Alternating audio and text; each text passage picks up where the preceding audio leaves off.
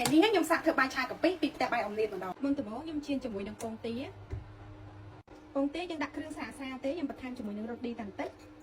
ខ្ញុំដាក់ខ្លាញ់ក្តៅហើយយើងធ្វើការជៀនស្ដាំក្តៅពងទាក្រប់ខ្ញុំនឹងធ្វើការចាក់ជៀនវា2ដង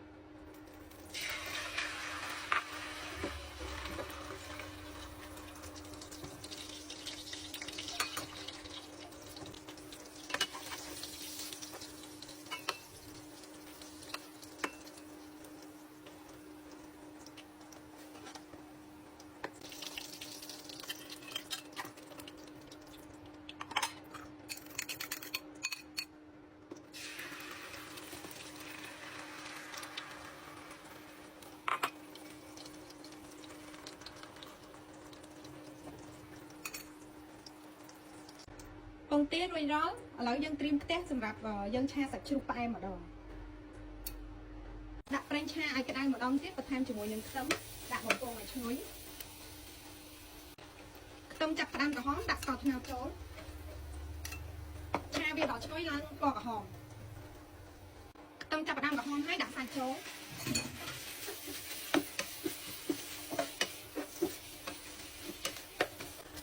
យើងឆាសាច់ជ្រូកដល់វាឆ្អិនល្អបន្ថែមទឹកបន្តិចដើម្បីឲ្យសាច់ជ្រូកវាទន់ហើយយើងបន្ថែមជាមួយនឹងទឹកដោះគោខាប់បន្តិចទៀតបើយើងដាក់ស្ករក្រហមកម្ដៅច្រើនហើយយើងកុំដាក់ទឹកដោះគោខាប់ច្រើនព្រោះហើយយើងដាក់ទឹកដោះគោខាប់នេះគឺដាក់ដើម្បីឲ្យសាច់វាចាប់ជាតិហើយមួយទៀតឲ្យវាទន់ឲ្យសាច់ជ្រូកវាទន់ណាអញ្ចឹងខ្ញុំដាក់ទឹកដោះគោខាប់បន្ថែមប៉ុណ្ណឹងហើយខ្ញុំចាប់ផ្ដើមវាយគ្រឿងដាក់ប្រេងខ្យងចូលប្រេងខ្យងក៏កុំដាក់ច្រើនដែរព្រោះសាច់យើងតិចល្មមដែរប្រយ័ត្នវាដិតគ្រឿងប្រៃពេកទឹកស៊ីអ៊ូបន្តិច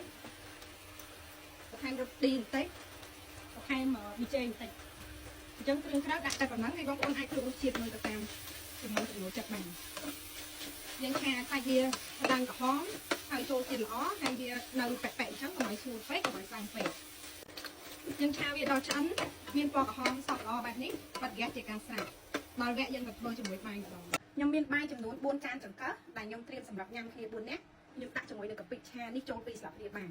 សម្រាប់បាយមួយចានចង្កឹះគាត់ឲ្យដាក់កាពិឆានឹងចំនួនកន្លះស្លាបព្រាកាលណាតែយើងដាក់ច្រើនពេកខ្លាចប្រៃអញ្ចឹងយើងដាក់តាមការណែនាំទៅបាយ4ចានចង្កឹះជាងអញ្ចឹង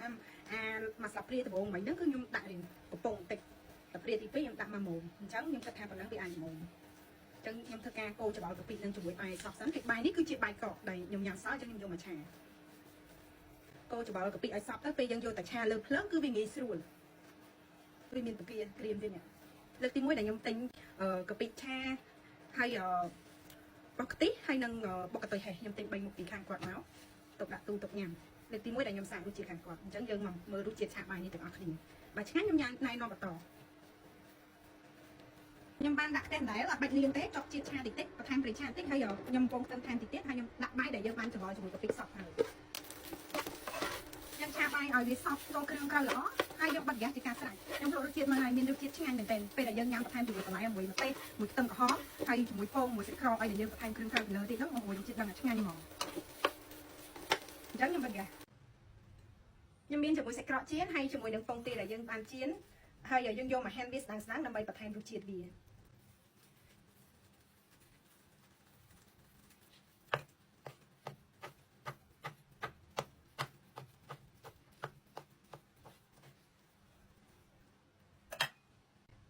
យើងដុសបាយដាក់ចានចង្កឹះហើយញាត់វាឲ្យរាងណែនតិចមកយើងយកមកកាត់ដាក់ចូលចានកាប៉ែនេះមកដើម្បីបន្ថែមរូបរាងវាដូចយើងទៅញ៉ាំហាងបន្ទាប់មកទៀតយើងមកធ្វើការតុបតែងជាមួយនឹងសាច់ហើយនឹងបន្លែផ្សេង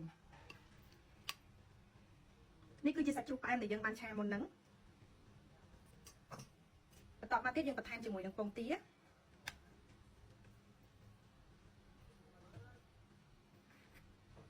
ហើយយើងបន្ថែមជាមួយសាច់ក្រក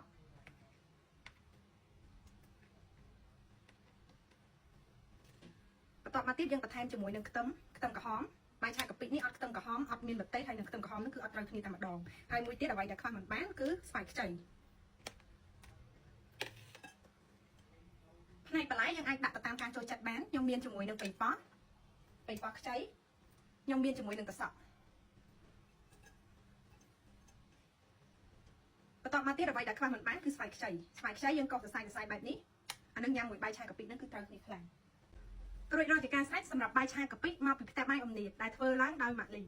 តែបាយម៉ាលីធ្វើបាយឆាកាពិតែបាយអមលៀនអូខេសម្រាប់បងប្អូនដែលចង់ញ៉ាំបាយឆាកាពិអាចកំងទៅខាងគាត់បានប៉ុន្តែបើសិនជាបងប្អូនចង់បានគ្រឿងផ្សំបង្អែមព្រិលវិជាកម្មដែលមានគុណភាពល្អកុំភ្លេចតែបាយម៉ាលីញ៉ាំអីចានមើលកាត់ដាក់ខែកូនក្មេងកាត់ដាក់ខែ